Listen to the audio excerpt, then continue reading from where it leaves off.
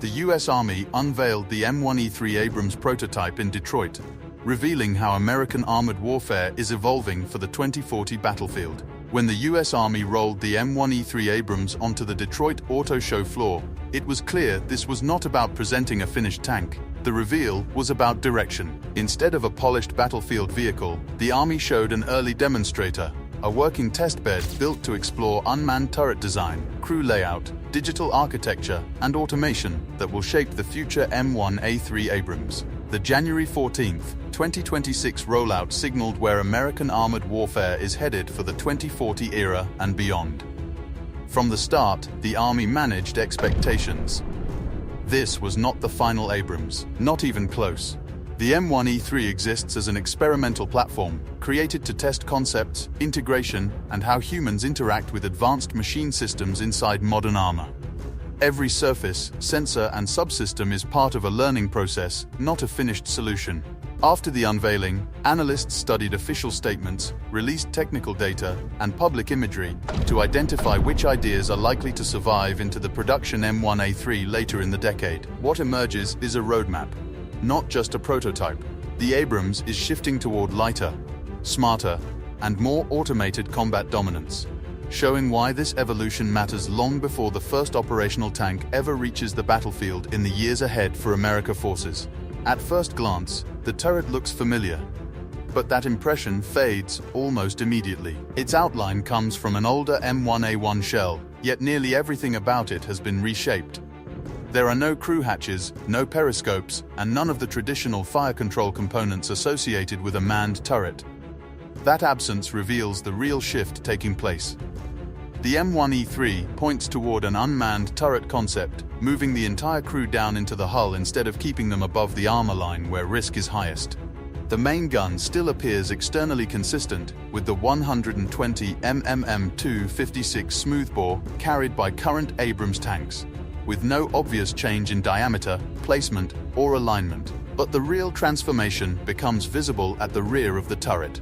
A newly designed bustle replaces the legacy layout and is widely believed to house an automatic loader for 120 mm ammunition. That change alone would cut the crew to 3, removing the traditional loader position and redefining how Abrams crews operate, fight, and survive in future combat zones. Just to the left of the gun mantlet, a new opening suggests the presence of a redesigned primary sight or sensor array, though the Army has not yet clarified its exact function. On top of the turret, the M1E3 prototype mounts an EOS R400 Mk2 remotely operated weapon station. In the displayed configuration, it combines a 40 ME Mk19 grenade launcher, a 7.62 ME machine gun, and a launcher for the FGM-148 Javelin missile. The Army emphasizes this arrangement is modular, allowing the weapon mix to shift with mission demands. Paired with the Echo Guard radar, the system adds counter-drone detection, tracking, and close-range protection, reflecting how small, unmanned threats now shape modern armored warfare on tomorrow's battlefield. When it comes to optics, the M1E3 signals a noticeable shift from earlier Abrams concepts. The Abrams X demonstrator relied on the Safran PO panoramic sight, but the M1E3 pre-prototype instead adopts the Leonardo S3 stabilized optoelectronic sight for commander vision and targeting duties. This change points to a heavier reliance on digital sensing rather than legacy optical systems. The hull also reveals major visual evolution, especially toward the front. The upper frontal glacis appears reinforced, and where there was once a single driver hatch, the design now features 2 forward hatches. This layout supports a 3-person crew, with everyone positioned inside the hull rather than exposed in a turret. Across both hull and turret, cameras, sensors, and lighting elements are carefully placed to create a full external view of the surrounding battlefield. These replace traditional vision blocks and stream digital imagery directly to crew displays. The result is stronger situational awareness while keeping operators protected within the armored structure. Internally, at least part of the crew is likely arranged side by side, improving communication, coordination, and overall survivability under fire. Some components normally located near the driver, including fuel tanks, appear to have been relocated, although this cannot be confirmed through external observation alone, and remains part of the experimental layout. Inside the M1E3, the Army's emphasis on reducing crew workload becomes immediately clear. At the public auto show display, the driver controls used a Fanatec-style gaming controller, likely the Formula V2, chosen for its intuitive design and adaptability. The Army has stated that this decision significantly shortens training time for new drivers, reflecting the growing challenge of recruiting and retaining skilled personnel. Crew stations are fully digital and configurable, with screens and controls adjusted through software instead of fixed mechanical hardware.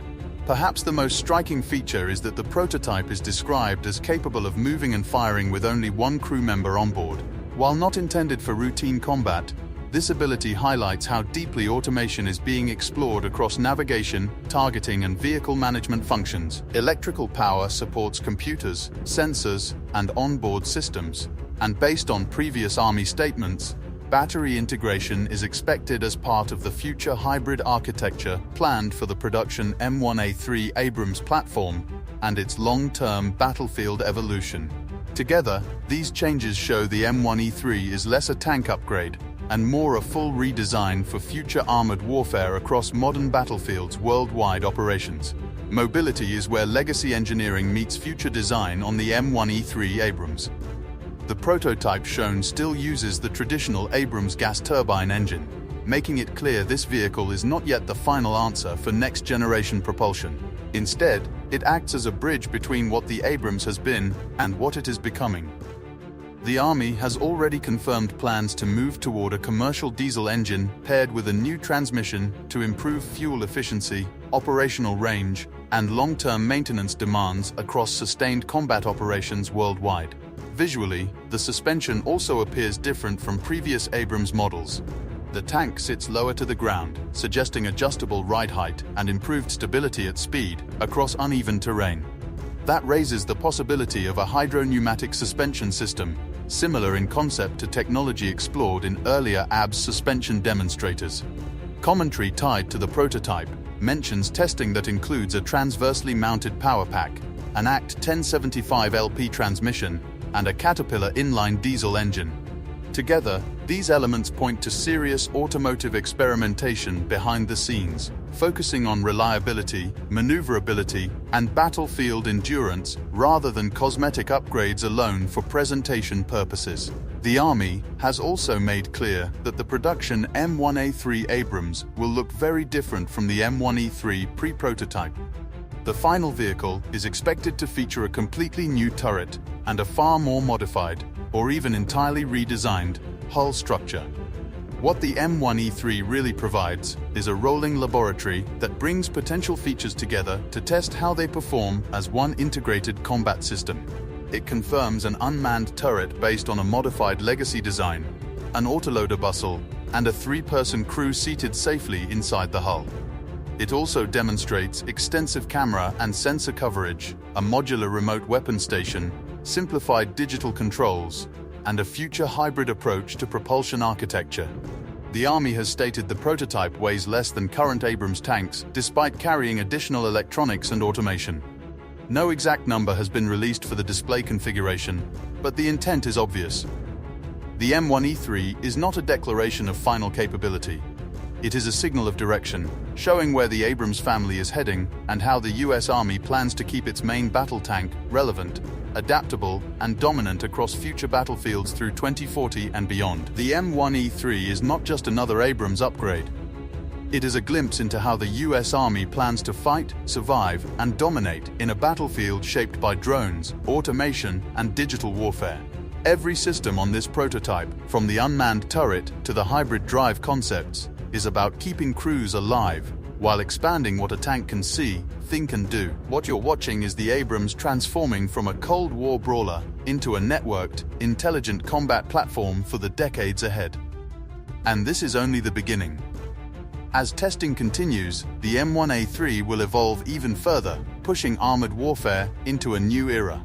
If you enjoyed this deep dive into the future of military technology, subscribe to the channel, hit the bell, and stay tuned for more next-gen military tech every week.